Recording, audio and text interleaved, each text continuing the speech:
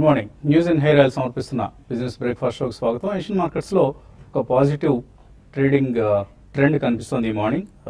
Crude and China ఈ రెండు కూడా ఎమర్జింగ్ మార్కెట్స్ ను ఈ ఉదయం ఉత్తేజపరిచే ప్రయత్నం చేస్తున్నాయి. లాస్ట్ ఈవినింగ్ అంటే నిన్న ఈవినింగ్ ఓపెక్ 8 ఏళ్ల తర్వాత 2008 తర్వాత మొదటిసారిగా ప్రొడక్షన్ కట్ ను ప్రకటించింది.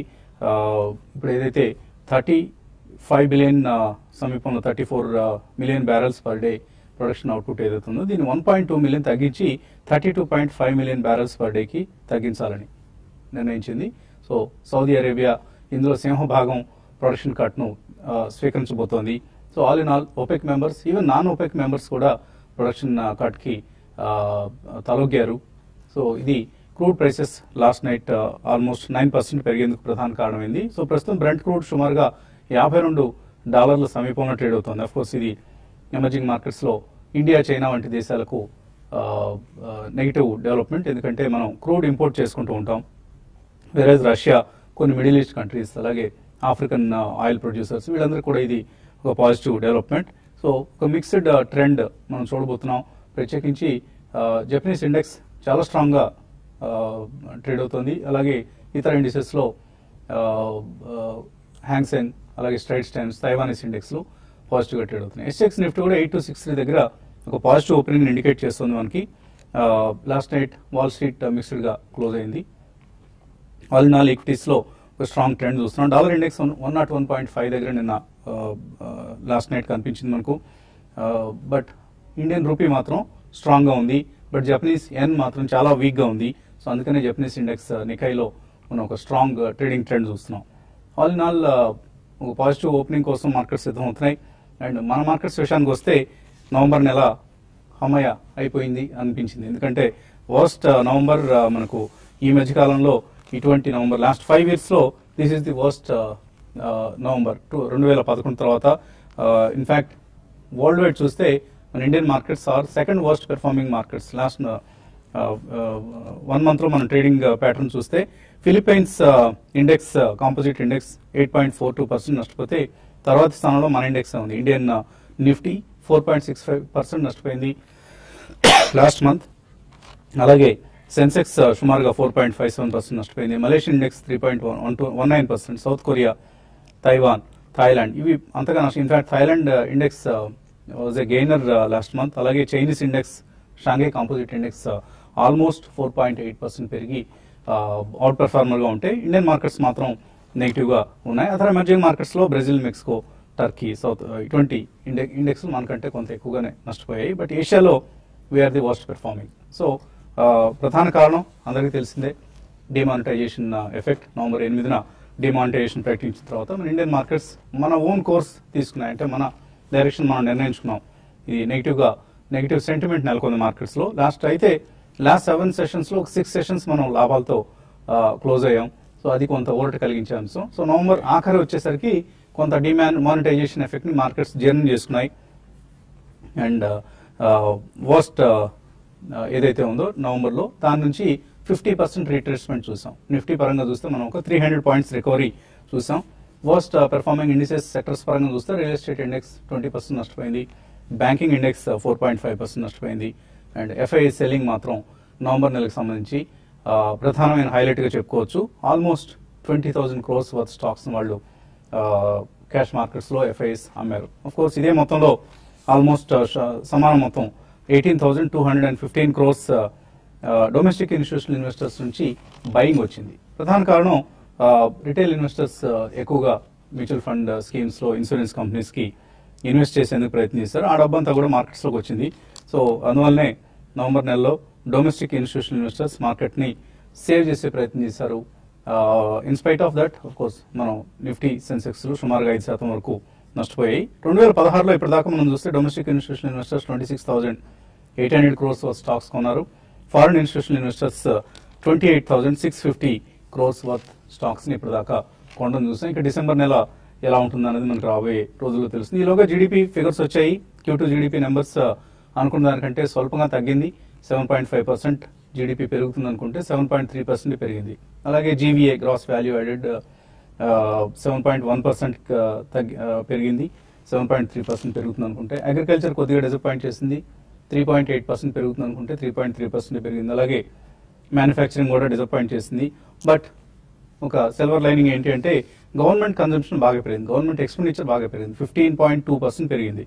ప్రైవేట్ కన్జంప్షన్ ఓన్లీ 7.5% పెరిగితే Q2లో గవర్నమెంట్ ఎక్స్పెండిచర్ బాగా పెరిగింది. ఎందుకంటే పే కమిషన్ నిర్ణయం, పే కమిషన్ వలన జీతభత్యాలు బాగా పెరిగాయి. అలాగే హెల్త్ కేర్ లాంటి సెక్టర్స్కి ఎక్కువగా ప్రభుత్వం నిధులు కేటాయించింది. ఇదంతా కూడా ఒక కన్జంప్షన్ స్ట్రాంగ్గా ఉంది, ఎస్పెషల్లీ ప్రభుత్వం వైపు నుంచి కన్జంప్షన్ స్ట్రాంగ్గా ఉంది అన్న ఒక అంశాన్ని మనకు స్పష్టం చేసింది. అయితే ఇదంతా కూడా డిమానిటైజేషన్కి ముందరి భాగం, తర్వాతి భాగం ఎలా ఉంటుందనేది మనం చూడాలి. ఎందుకంటే 6% బహుశా 6.5% మధ్యలో ఎక్కడో జీడిపి Q3 కృంగిపోయే అవకాశం ఉంది. అంతకుముందు మనకు డైవెస్ట్మెంట్, ప్రభుత్వం వైపు నుంచి డిస్ఇన్వెస్ట్మెంట్, అలాగే స్పెక్ట్రమ్ ఆదాయం, ఇవన్నీ కూడా గవర్నమెంట్కి బాగా రెవెన్యూ వచ్చేందుకు సహాయం చేశాయి. ఇప్పుడు గవర్నమెంట్కి రెవెన్యూ వచ్చే అవకాశం తగ్గిపోతుంది. ఇవన్నీ డిమానిటైజేషన్ ఎఫెక్ట్ కారణంగా. సో మేబీ లాంగ్ రన్లో ఏదో ఉంటుంది బెనిఫిట్ అని అందరం ఆశిస్తున్నాం, ఆశపడుతున్నాం. బట్ షార్ట్ టర్మ్లో మాత్రం ఒక పెయిన్ మనం చూడబోతున్నాం. ఈ పెయిన్ ఎక్కడికి దారి తీస్తుంది only time will tell us.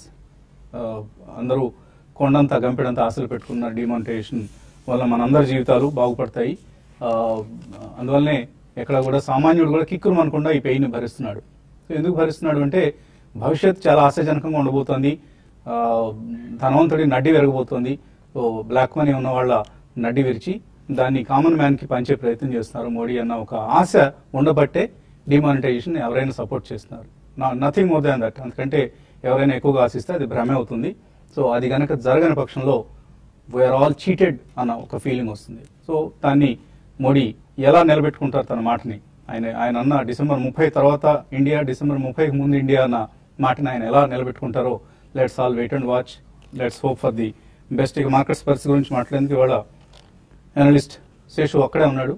So ఒకడే ఉంటున్నాడు. ఏం చెప్తున్నారు ఇవాళ మార్కెట్స్ ఎలా ఉండబోతున్నాయి? మార్కెట్స్ మా ఓపెనింగ్ మాత్రం బాగానే ఉండొచ్చు అండి. అయితే నేను చూసే మనకి అన్ని రెసిస్టెన్స్ లెవెల్స్ అనేది కూడా నిఫ్టీ క్రాస్ అయింది. లాస్ట్ ఒక 7-8 ట్రేడింగ్ సెషన్లో గమనిస్తే మనకి ఆల్మోస్ట్ ఎంతో కొంత ప్రాఫిట్స్లో మనకి క్లోజ్ కావడం చూసాము.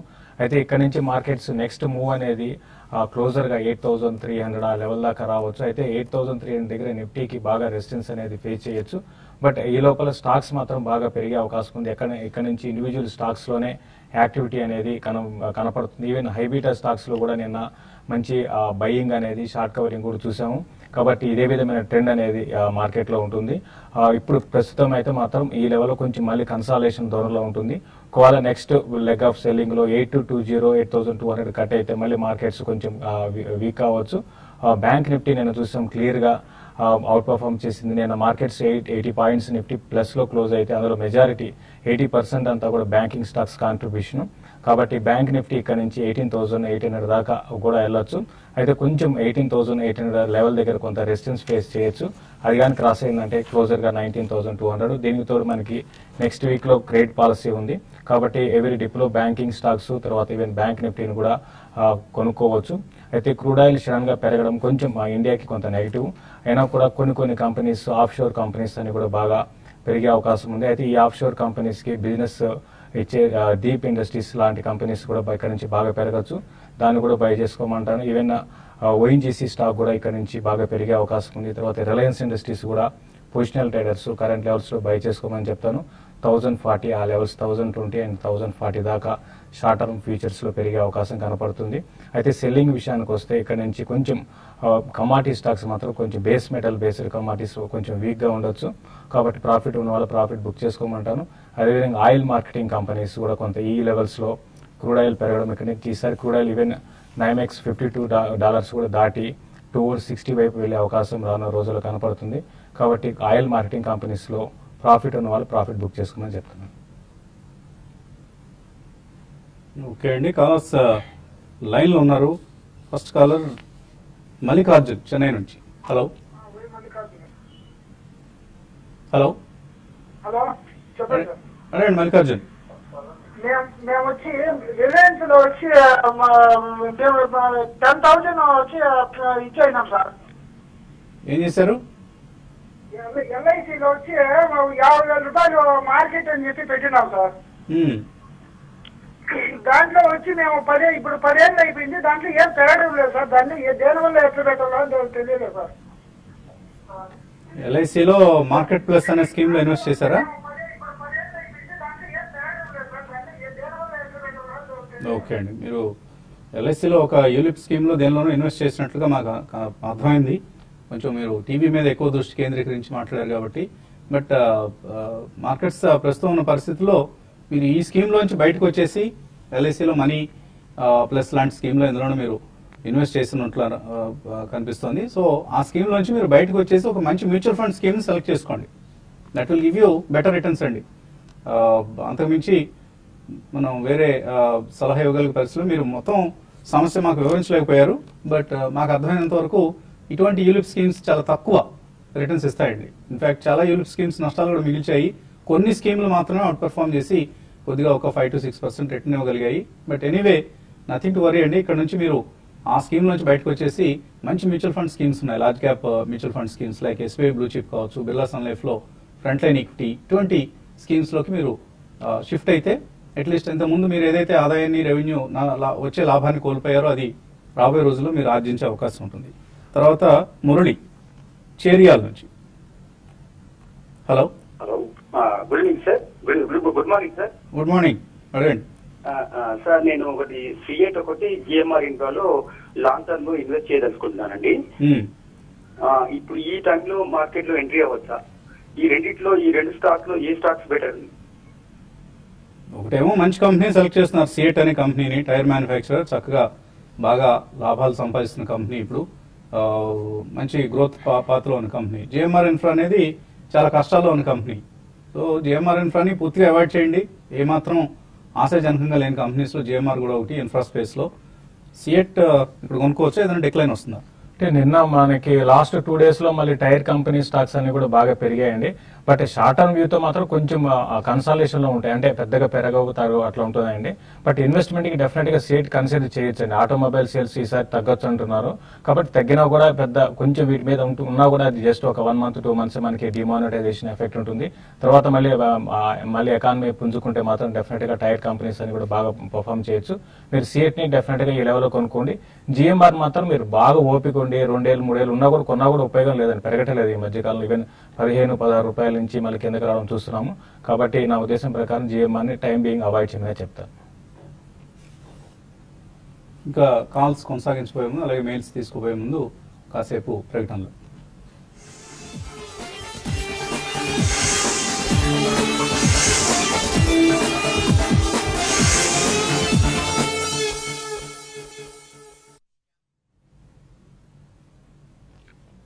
బిజినెస్ బ్రేక్ఫాస్ట్ షోకి తిరిగి స్వాగతం. తర్వాత కాలర్ లైన్ ఉన్నారు, నర్సరావుపేట నుంచి శంకర్. హలో హలో శంకర్, అడగండి. వినిపిస్తుంది, అడగండి. Sir good morning sir. ఏంటి కన్ఫ్యూజ్ అవుతున్నారు, ఎందుకు చెప్పండి. సార్ ఇప్పుడు నిఫ్టీ వచ్చేసరికి అప్ అండ్ డౌన్ మీద ఉంది కదా, అందుకని చెప్పి కమోడిటీ మీద కాన్సన్ట్రేషన్ చేసాము. కమోడిటీలోకి వచ్చేసరికి ఇప్పుడు జింక్ కొంచెం బాగా రైజ్ అవుతుందని చెప్పి అనుకుంటున్నాము. ఇప్పుడు కమోడిటీలో ఇప్పుడు దేని మీద మనం ఇన్వెస్ట్మెంట్ చేస్తామంటే రిజల్ట్ బాగుంటుంది సార్? ఇన్వెస్ట్మెంట్ కాదు, మీరు చేస్తుంది స్పెక్యులేషన్, ట్రేడింగ్. ఏదో ఒకటి ఎక్కడో చోట చూద్దాం ఆడాలి.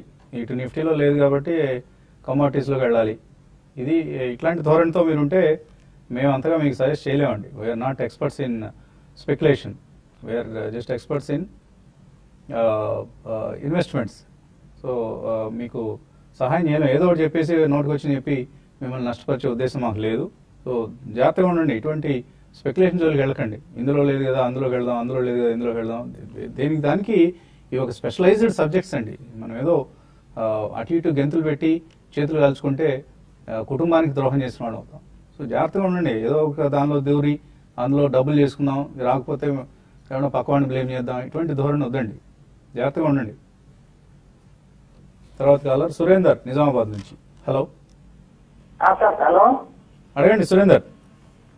సార్, ఇది ఐసిఐసి బ్యాంకు ప్రమోటర్ షేర్స్ లేవు కదా, అవన్నీ అమ్మేసినామన్నా. ఏమండి? ప్రమోటర్ షేర్స్ లేవు ఐసిఐసి వాళ్ళని బ్యాంకుది, అదే అమ్మేసినామన్నా మళ్ళీ తీసుకోవచ్చు ఇప్పుడు. సో మళ్ళీ వరుసగా రెండో కాల్. మీరు ఎటువంటి నాలెడ్జ్ సంపాదిస్తున్నారు మార్కెట్లో అసలు? అదే అదే సార్, అది ఐసిఐసిఐ బ్యాంక్ వాళ్ళది ప్రమోటర్ షేర్స్ లేవు కదా అన్నది, మరి బాగుంటుందా అట్లా అని. ఎవరు ప్రమోటర్ అసలు? ఎవరు ప్రమోటర్ లేరని చెప్పారు? మీకు ఏ ప్రమోటర్ లేకుండా బ్యాంక్ ఎలా ఉంటుంది? సో ఐసిఐసిఐ అనేది ఒక కాంబినేషన్ ఆఫ్ ఇన్వెస్టర్స్ అందరూ కలిసి ప్రమోట్ చేసిన బ్యాంక్ అండి. గతంలో ఒక డెవలప్మెంట్ బ్యాంక్ గా ఉండేది ఐసిఐసిఐ అనేది. ఇట్ వాజ్ డెవలప్మెంట్ ఇన్స్టిట్యూషన్, అది డిఎఫ్ఐస్ అనేవాళ్ళు అప్పట్లో, ఇప్పుడు లేవు అవి. సో ఆ కాన్సెప్ట్ పోయిన తర్వాత ఐసిఐసిఐని కూడా బ్యాంక్ గా కన్వర్ట్ చేశారు, బ్యాంక్ గా రూపాంతరం చెందింది. అండ్ ఒక ఇన్స్టిట్యూషన్, రకరకాల ఇన్స్టిట్యూషన్స్ అందరూ కూడా అందులో షేర్ హోల్డర్స్. సో కొంత మేరకు పార్షియల్లీ గవర్నమెంట్ షేర్ హోల్డింగ్ కూడా ఉంది అందులో. ఎల్ఐసి లాంటి సంస్థలు కూడా ఐసిఐసిఐ బ్యాంకులో ఇన్వెస్టర్స్. సో ఐసిఐసిఐలో ప్రమోటర్స్ షేర్లు లేవు, ప్రమోటర్స్ అమ్మేశారంట, ఎక్కడికో వెళ్ళిపోయారంట, ఇలాంటివి వదంతులు ఒకవేళ మీకు ఏమైనా వినిపిస్తే నమ్మకండి. కొంచెం మనం నాలెడ్జ్ సంపాదించి ఈక్విటీ మార్కెట్స్లో ఇన్వెస్ట్ చేయాలండి, లేకపోతే డబ్బులు పోగొట్టుకుంటాం. సో మార్కెట్స్లో మనం ఇన్వెస్ట్ చేస్తున్నామంటే, ఒక కంపెనీలో మనం ఇన్వెస్ట్ చేస్తున్నామంటే ఆ కంపెనీకి సంబంధించిన బిజినెస్ని పూర్తిగా అర్థం చేసుకొని, ఆ కంపెనీ బిజినెస్ రాబోయే రోజుల్లో బాగా వర్ధిల్లబోతోంది, చక్కగా అభివృద్ధి చెందబోతోంది అన్న నమ్మకం ఉన్నప్పుడే ఇన్వెస్ట్ చేయాలి. అంతేగాని ఏదో ఒక వారం రోజుల్లో డబ్బులు చేసుకుందాం, లేకపోతే 15 రోజుల్లో 10 రూపాయలు 20 రూపాయలు కావాలి, ఇటువంటి అంచనాలతో దయచేసి మార్కెట్స్లోకి రావద్దండి. చక్కటి ఇన్వెస్ట్మెంట్ ఇన్స్ట్రుమెంట్ ఇది ఈక్విటీస్ అనేది. దాన్ని కొద్దిగా మనం నాలెడ్జ్ సంపాదించి అర్థం చేసుకున్న తర్వాత ఇన్వెస్ట్ చేస్తే చక్కటి డబ్బులు వస్తాయి, బాగా డబ్బులు వస్తాయండి. ఎవరు కూడా అపోహలు పెట్టుకోవద్దు ఇందులో డబ్బులు పోతాయని. మంచిగా డబ్బులు చేసుకునే మార్గం ఉంది compare to any other investment revenues, like real estate అయినా, గోల్డ్ అయినా, లేకపోతే ఇతర స్పెక్యులేటివ్ ఇన్వెస్ట్మెంట్స్ కంటే కూడా ఇది చాలా చక్కటి బిజినెస్ మోడల్స్ ఉన్న కంపెనీస్ని స్టాక్ మార్కెట్స్లో చూస్తూ ఉంటాం మనం. సో అటువంటి కంపెనీల్లో ఇన్వెస్ట్ చేయండి. కొంచెం నాలెడ్జ్ పెంపొందించుకోండి. మీ పేరు సురేంద్ర అనుకుంటాను, సురేంద్ర గారు. తర్వాత కాలర్ లైన్ ఉన్నారు, చంద్రశేఖర్ కర్నూలు నుంచి. హలో చంద్రశేఖర్, అడగండి సార్. ఇది జిఎం బ్రదర్స్ నేను 550 కొన్నాను సార్. ఓకే అండి. ఇట్లా ముత్తూట్ ఫైనాన్స్ 340 సార్. అట్లే స్టోర్ అండ్ రిటైల్ రేట్లో బై చేయొచ్చా sir? Store 1 retail, okay. So GM breweries and Muthoot ఏం చేయాలి ఇప్పుడు? ముత్తూట్ ఫైనాన్స్ మీరు షార్ట్ టర్మ్ వ్యూ అని కాకుండా కొంచెం కొంతకాలం వెయిట్ చేయగలిగితే బాగుంటుందండి. ఇమీడియట్ గా అయితే పెద్దగా ముత్తూట్ ఫైనాన్స్ లో పెద్దగా అప్మూవ్ అయితే ఎక్స్పెక్ట్ చేయలేము. తర్వాత జిమ్ ప్రివిలేజెస్ మీరు హోల్డ్ చేయండి అండి. ఇది లాస్ట్ ఫ్యూ డేస్ గా చూసుకుంటే మంచి వాల్యూమ్స్, డెలివరీ బేస్డ్ వాల్యూమ్స్ జరుగుతున్నాయి. 550లో కొన్నారు కాబట్టి నెక్స్ట్ ఇమీడియట్ గా క్లోజర్ గా 580 అండ్ 620 లెవెల్స్ ని టెస్ట్ చేసే అవకాశం ఉంది కొన్ని రోజుల్లో. స్టోర్ 1 రిటైల్ నిన్న బాగా పెరిగిందండి. స్టోర్ 1 రిటైల్ చాలా హై మనకి డెలివరీ బేస్డ్ బయింగ్ కూడా నిన్న కనపడింది. కాబట్టి స్టోర్ 1 మాత్రం ప్రస్తుతం కూడా హోల్డ్ చేయండి. షార్ట్ టర్మ్ కోసం స్టోర్ 1 రిటైల్ కరెంట్ లెవెల్స్ నుంచి ఇంకా పెరగవచ్చు, హోల్డ్ చేయమనే చెప్తాను. తర్వాత హైదరాబాద్ నుంచి ప్రసాద్ లైన్ ఉన్నారు. హలో నమస్కారం అండి. నమస్తే అండి, అడగండి. సార్, ఇప్పుడు oil market complex oil price పెరుగుతున్నాయి కదా, అబాన్ ఆఫ్షోర్ హెచ్ఓఈసీ తీసుకోవచ్చండి ఈ టైంలో? అబాన్ ఆఫ్షోర్, ఇంకోటి ఏది? HOEC sir. HOEC, Hindustan oil exploration. Okay okay. రెండు కొనుక్కోవచ్చా ఇప్పుడు? ఆయిల్ ప్రైసెస్ పెరగడానికి దే ఆర్ ఇండైరెక్ట్ బెనిఫిషరీస్ అండి, they are not direct beneficiaries. Aban offshore అయినా హెచ్ఓఈసీ అయినా కూడా ఇవి ఎక్స్ప్లోరేషన్ కంపెనీస్ మాత్రమే. అంటే వీటికి డైరెక్ట్ గా వీటికి ఆయిల్ వెల్స్ ఉండవు, ఆయిల్ వెల్స్ ఓనర్స్ కాదు వీళ్ళు. They help the oil producers in exploring the oil అన్నమాట. అంటే వాళ్ళు డ్రిల్ చేయడంలో లేదా ఫైండ్ అవుట్ చేయడంలో ఇటువంటి వాటిలో వీళ్ళు హెల్ప్ చేసి పెడుతూ ఉంటారు. అబాన్ ఆఫ్షోర్ కావచ్చు, హెచ్ఓఈసీ కావచ్చు. సో ఇండైరెక్ట్ బెనిఫిట్స్ చేసే డెఫినెట్లీ. సో ఆయిల్ ప్రైసెస్ పెరుగుతున్నాయి కాబట్టి కొంతవరకు బెనిఫిట్ అయ్యే కంపెనీస్ ఇవి, unlike oil marketing companies. So maybe you might see some action in the coming days. ఈ రెండు కంపెనీస్, వీటితో పాటు Deep industries, sale and exploration, ఇటువంటి కంపెనీస్ అన్నింటిలో కూడా మనం రాబోయే రోజుల్లో కొద్దిగా మనం యాక్టివిటీ చూడబోతున్నాం. But it's going to be short term phenomena అండి. మీరు ఒకవేళ స్పెక్యులేషన్ ఉద్దేశంతో తీసుకున్నట్లయితే తీసుకోవచ్చు, రిస్క్ ఉంటుంది. స్టాప్ లాస్లతో తీసుకోండి. ఏమైనా లెవెల్స్ చెప్తారా వీటికి? లెవెల్స్ అంటే అబాన్ ఆఫ్షోర్ నిన్న చూసామండి. నిన్న ఆల్రెడీ వీటిలో మనకి అప్ ట్రెండ్ స్టార్ట్ అయింది. ఆఫ్షోర్ కంపెనీస్ లో అన్నిట్లో నిన్న దగ్గర 9%, 8% దాకా అప్ మూవ్ చూసాము. కాబట్టి అయితే అబాన్ మాత్రం ఫండమెంటల్ పరంగా బాగాలేదండి. ఇది ఒక స్పెక్యులేటివ్ పెట్టే, కాబట్టి అబాన్ వాటికన్నా మీరు లెవెల్స్ చెప్పగలరా? లెవెల్స్ కాదండి, ఓఎన్జీసీ తర్వాత డీప్ ఇండస్ట్రీస్ లాంటి వాటిని, అంటే ఉన్న వాటిలో కొంచెం ఫండమెంటల్స్ గా ఉన్న వాటిని పిక్ చేసుకోమంటాను. ఓఎన్జీసీ ఒకటి పెరగచ్చు అండి, ఇక్కడ నుంచి బెనిఫిట్ కూడా పొందొచ్చు. అదేవిధంగా డీప్ ఇండస్ట్రీస్ కూడా 30 రూపాయలు నిన్నే మనం ఆల్రెడీ ఓపెక్ డీల్ ని వీళ్ళు డిస్కౌంట్ చేసి పెంచడం చూసాం. ఆల్మోస్ట్ 9% పెరిగింది అబాన్ ఆఫ్ షోర్ మీరు అన్నట్లుగానే. అలాగే సెల్ ఎక్స్ప్లోరేషన్, ఇటువంటి డీప్ ఇండస్ట్రీస్ ఇవన్నీ కూడా స్ట్రాంగ్ గా నిన్న క్లోజ్ కావడం చూసాం. They were sensing that this OPEC deal is going to happen అని, అందుకోసమే వచ్చింది. వాళ్ళు కూడా కొంచెం ఇంట్రెస్టింగ్ కౌంటర్స్ టు వాచ్ లో ఇవి ఉంటాయి. అండ్ సమయం మించిపోయింది. ఇన్ఫాక్ట్ ఇంకా కాలర్స్ లైన్ లో ఉన్నారు, అలాగే మెయిలర్స్ ఇంకా మెయిల్స్ చదవడం ప్రారంభించలేదు. కాకపోతే మనకు ఇంకొక ప్లాట్ఫామ్ ఉంది కదా, youtube.com/tv5mani/live. ఈ కార్యక్రమాన్ని కొనసాగించుకుందాం. మీ మెయిల్స్ అండ్ కాల్స్ తో సిద్ధంగా ఉండండి. చిన్న బ్రేక్ తీసుకున్నాం, ఒక 2 minutes బ్రేక్ తర్వాత మళ్ళీ యూట్యూబ్ లో కలుద్దాం. Keep watching TV5.